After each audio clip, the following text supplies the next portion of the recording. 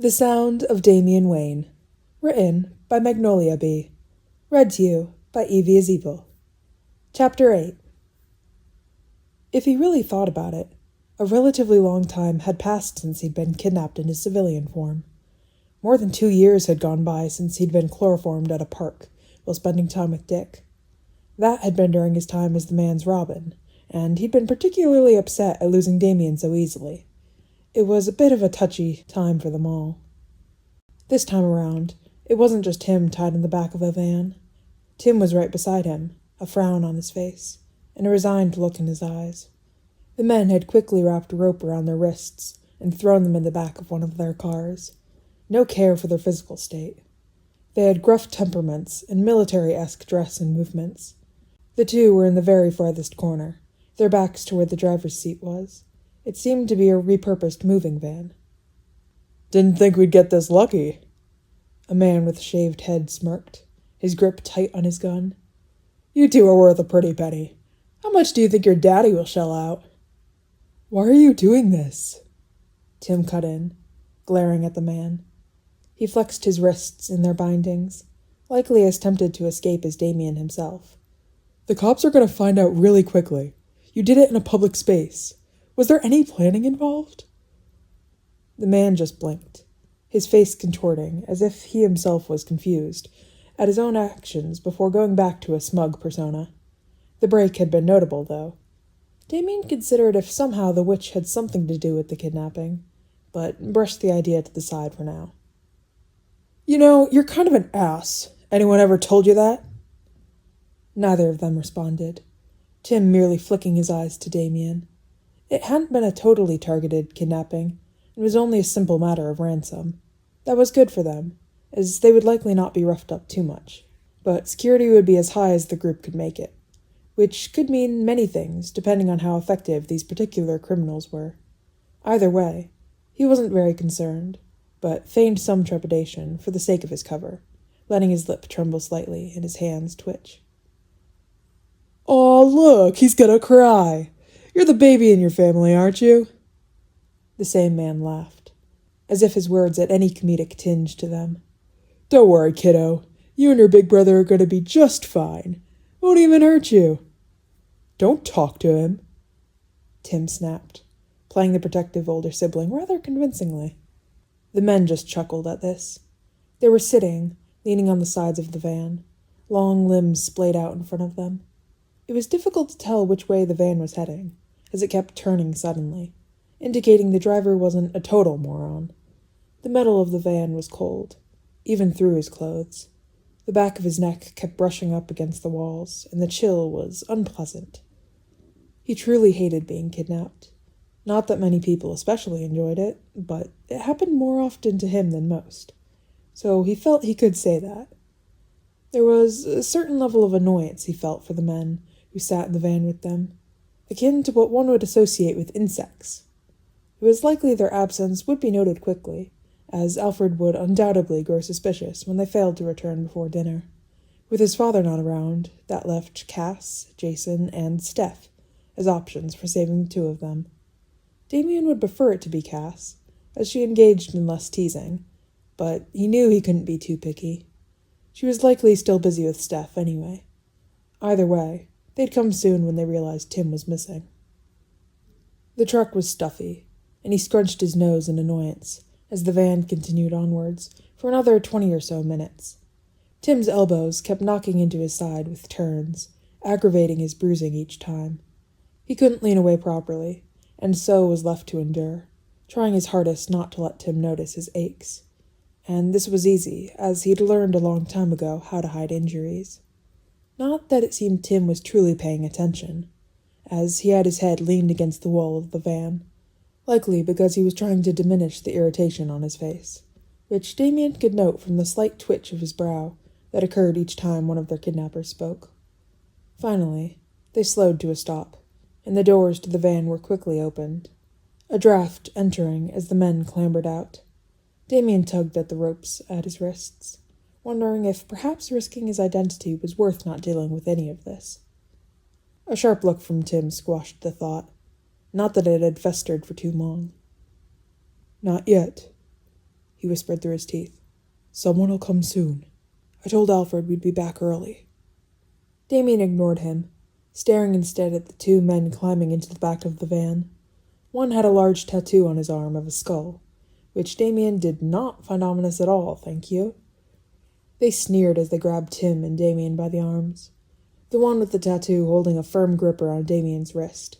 He winced slightly at the pain, but found himself hoping it would bruise. At least then he'd have an excuse for his injuries, if he were forced to be checked on in the med bay.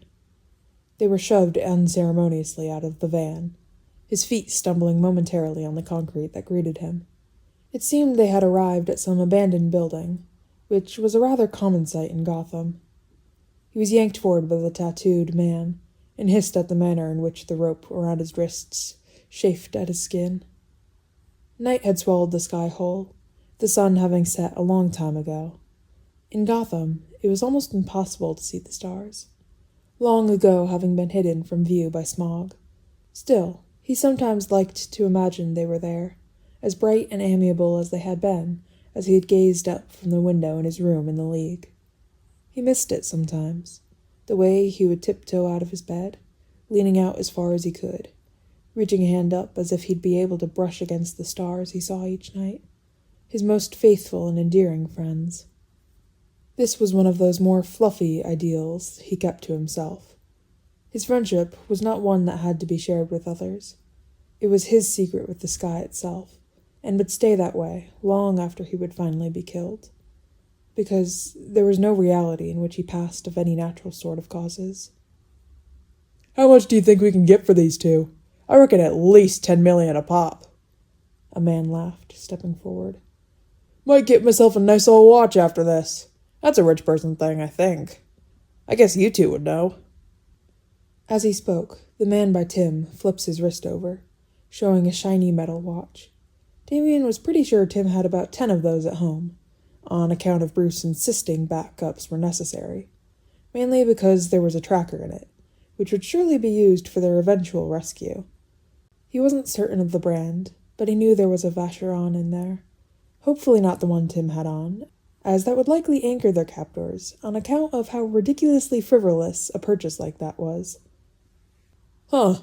Or I could just take yours. Looks pretty nice, don't you think? Tim glared at the man, biting his lip in a manner surely supposed to be indicating distress, but to Damian seemed more oafish than anything. The tattooed man's grip tightened further, and he couldn't help the slight wince he made at the pain. It was a most frustrating feeling, to know he could easily escape, but that doing so would ultimately be harmful. He wished he could just join some sort of mixed martial arts tournament and spread the story that he was just a very talented fighter, in a decidedly not vigilante manner. It would be so easy, and yet the idea had been shot down rather quickly by his father. The little dude can go in the back, and Greasy will be with us. A gravelly voice interrupted his train of admittedly unimportant thoughts, taking him back to reality. He's been in the family longer, and he's the co-CEO. His ransom value is definitely higher. I say keep the real money more secure. It was reasonable logic, and it still stung. Hey! Tim glared at the men around him, a tinge of anger in his voice as he spoke. Everyone in our family has the same worth. There's no reason to separate us. Sure, I get it, I really do. The other man began again, whom Damian guessed to be in charge of the operation. Don't want to hurt the brat's feelings, but let's be honest with ourselves. Your dad can always bang a new chick. Can't really get a new business partner that easily. Apparently, you're pretty smart. Crass, and yet surely had some truth to it. He was pulled once more, the small crowd parting for them as he marched forward. He heard Tim voicing more complaints behind him, which he preferred to tune out rather than listen to. The building he was brought inside of seemed to have been a bookstore at one point, with cleared-out shelves still bolted down to the floor. It seemed the location had been chosen hastily, as evidenced by the slight pause the tattooed man took as he glanced around the doors, obviously searching for a specific place. An overhead light was the only thing keeping the room illuminated, the bulb being a mild orange hue. He frowned as he was shoved into what seemed to be a small storage closet.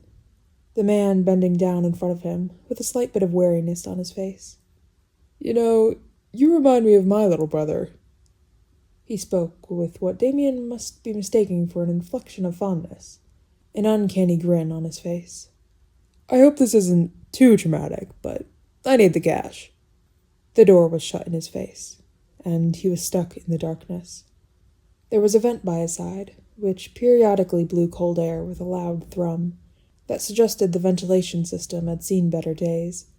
He sighed, pulling slightly at the rope once more. It was done tightly, and he'd have to put more effort than he was willing to give into escaping. He figured that if anyone were to come check on him, it might look suspicious that he had been able to remove the rope himself. The closet was silent, the metal door blocking any and all sound from being emitted. It was nothing he hadn't experienced before. He'd been taught from a young age the importance of patience, though in an admittedly more unconventional manner, which involved being told to sit in empty rooms until he thought enough hours had passed. From this, he'd gained a skill in time estimation. He slumped against the wall, facing the door, ready to lunge at whomever next opened it. He enjoyed irritating and harming his kidnappers, for not only the slight thrill it granted him, but the fact that word often got around in criminal circles that he was a rather unwilling victim. It was unlucky that they had been the ones chosen out of all the possible students and families. It seemed likely the group had been merely circling the block until an unwitting victim meandered out of the academy's doors. With such a high-profile enrollment base, such events were not too uncommon, especially because they were in Gotham after all, and that again made it all the more suspicious. Why would random men bother kidnapping them when they would surely fail? Still, it was undoubtedly an issue, and he was mildly concerned someone would care to watch the security camera footage at a later time. Normally, in kidnappings, it was preferable to just skip to the saving instead of bothering with reporting a member missing, especially if they were captured in their vigilante form.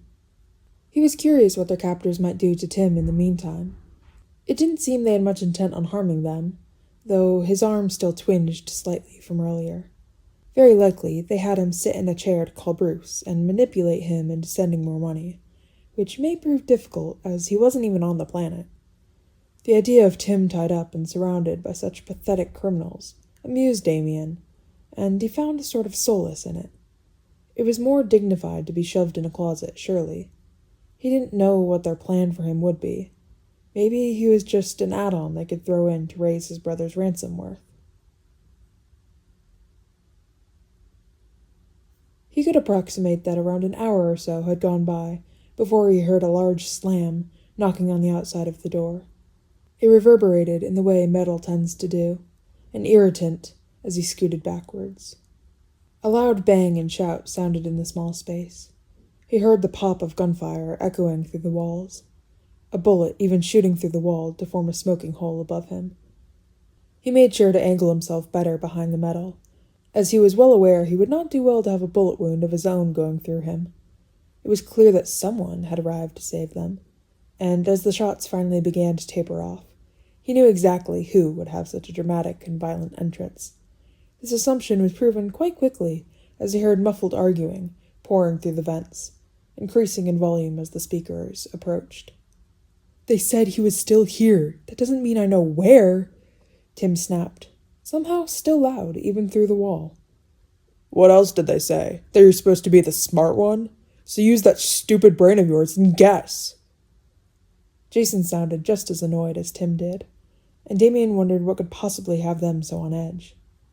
"That doesn't even make sense. How can I have a stupid brain and still—" "Shut up," Jason interrupted, his volume increasing and what seemed to be the sound of footsteps approaching. "What about here? Looks about right for stuffing a kid into." "Why would you know that?" There was the noise of metal clanking that sounded suspiciously like a lock being fiddled with, before another gunshot rang out as something dropped heavily to the ground. The door opened quickly, and his brothers stuck their heads in, eyes dropping down to where Damian sat. Both of their postures relaxed inexplicably. "See, not even missing a limb." Jason yanked the door open fully, preventing it from closing by sticking his foot next to it. "Why do you not start yelling? Would have saved us some time." Tim rolled his eyes, very obviously purposefully knocking into Jason, which garnered a decidedly explicit insult, as he stepped in to crouch in front of Damian. He glared at Tim while he reached around and quickly undid the knot. As soon as the rope dropped, Damian stood up, pushing past the two. They stumbled backwards, making way for him. "How about a thank you?" Jason called out, but he paid no mind as he inspected the carnage they had left. It seemed that Jason had taken a more direct method of rescuing them, as evidenced by the sheer number of shelves that were now broken. He would have thought the man would have more respect for bookstores, even abandoned ones, but he supposed the actual lack of books allowed him to desecrate with such fervor. The light had been shot out, which seemed purposeful, with shattered glass littering the floor. He stepped over it carefully, as he turned around to see his brothers following after him. He held his wrist subconsciously, the slight burn from the ropes, and the pain from the man's grip mixing to form a most unpleasant sensation. Jason gave him an odd look before stepping closer. Damian pulled back, unsure of what was happening, before Jason roughly grabbed his arm, yanking up his sleeve to the top of his forearm. "Stop!" he spat out instantly, and was rewarded with a sharp ache to his ribs. He hissed in pain as Jason rotated his arm to get a better look at his dark bruising. "The hell did they do to you?" He narrowed his eyes at the handprint, his eyes flicking up to where Damian's sleeve covered more incriminating bruising. He quickly snatched his arm away, cradling it to his torso as he stepped backwards. "Was that all from that tattoo guy? I thought they said they weren't going to hurt you." There was a frown on Tim's face as he spoke, a dangerous glint in his eyes. Damian was unsure of why they were so displeased with the state of his arm. Really, it was nothing compared to other injuries he had sustained. They could not blame him for the bruises, as he was not supposed to fight back while a civilian. Yet still they were upset, and he knew this to be his fault. At least there was an excuse for his injuries this time. He felt no qualms in blaming the man who had so forcefully shoved him into the storage closet, though it was curious that he had bruised so easily.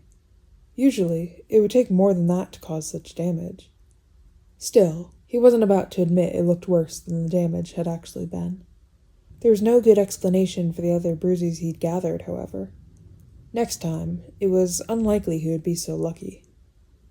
Jason eyed him suspiciously. "Why aren't you insulting us yet? Can't even be bothered to call us idiots or something?" Tim scrunched his nose as he stared at Damian, as if he were appraising. Jason shrugged his shoulders, sighing loudly. "I picked up your car on the way over," Jason said while glancing at Tim, talking over Damian as if he wasn't even there. "Make sure the brat gets his arm wrapped. That looks pretty nasty." Jason walked them out, his head swiveling from side to side, clearly still on high alert. Damian guessed that Alfred had likely contacted him, given his willingness to be of aid. He glanced to the side and saw that the vans were still there. He had a feeling the police had been alerted, and Jason was aiming to get the two of them out before they would have to deal with that. "All right, see you guys, I guess. I'm going to clear all this up," Jason said, throwing Tim's keys at him. From the look on Tim's face, Damian guessed that he'd lost them earlier, or most likely had them taken from him. Tim grumbled something unintelligible as he unlocked the car, throwing the door open to climb inside. Damian followed suit, clambering in and shutting the door quickly. It was a mild surprise that Jason hadn't purposefully had the vehicle damaged, in some way, in a meager attempt to spite Tim, but he supposed even thugs had their moments, mainly inspired by the threat of Alfred's disappointment in this case. "So," Tim began, and Damian knew he was about to say something absurd.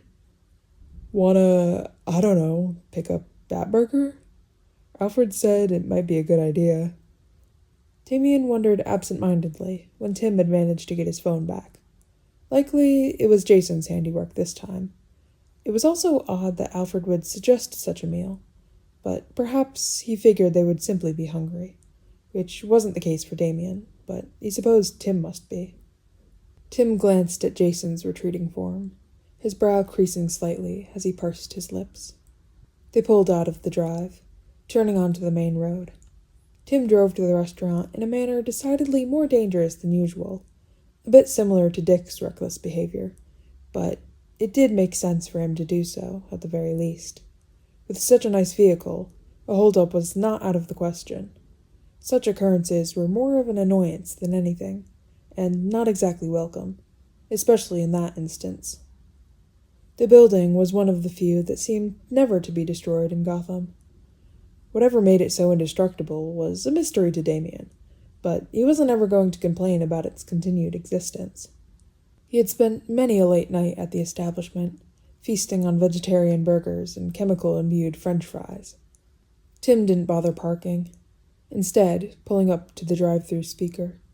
He leaned out the window, an arm thrown over the side as he waited for the telltale crackle that would indicate someone was on the other side. Damian let out a huff, his mind wandering to his backpack.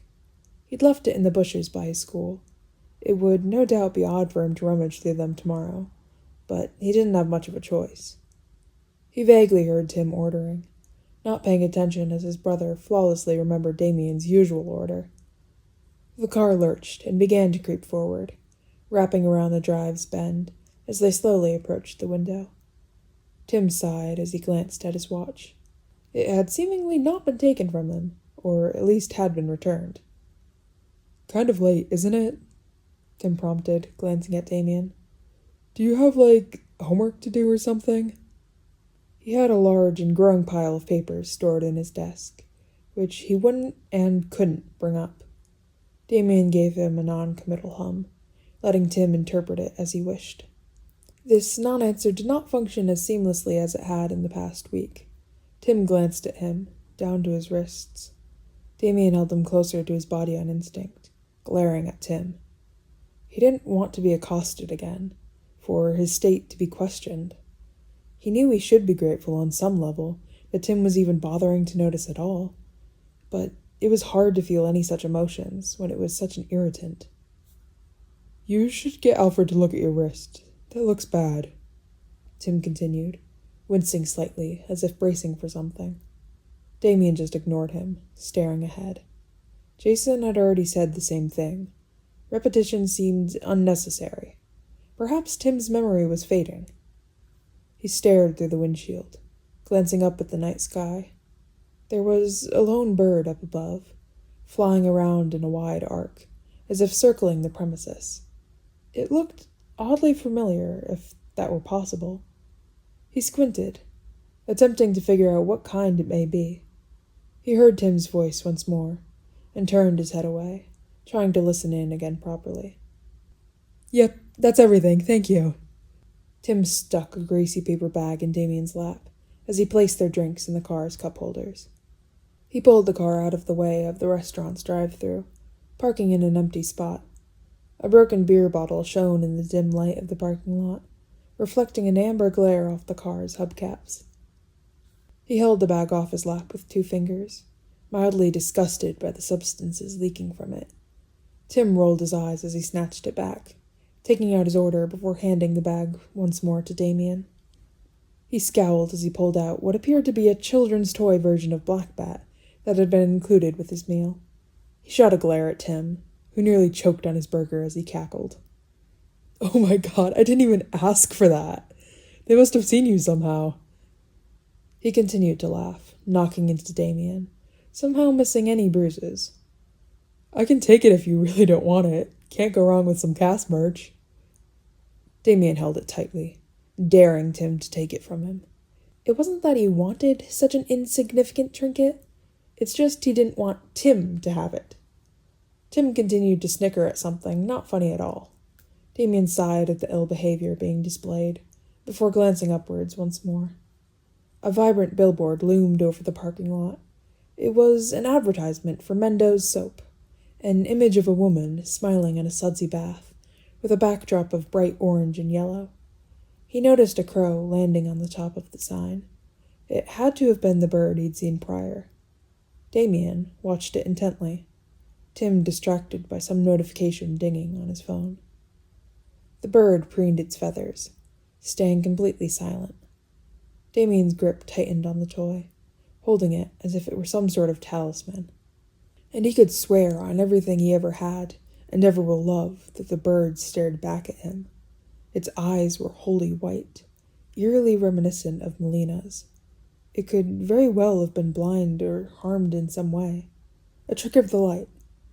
But he was certain something was off about this crow, and he was certain, as well, it was no raven, as its tail was in a fan shape and throat feathers smooth. Besides, if there was any thought it could possibly be a raven, then that meant it surely was a raven. They were hard to mistake.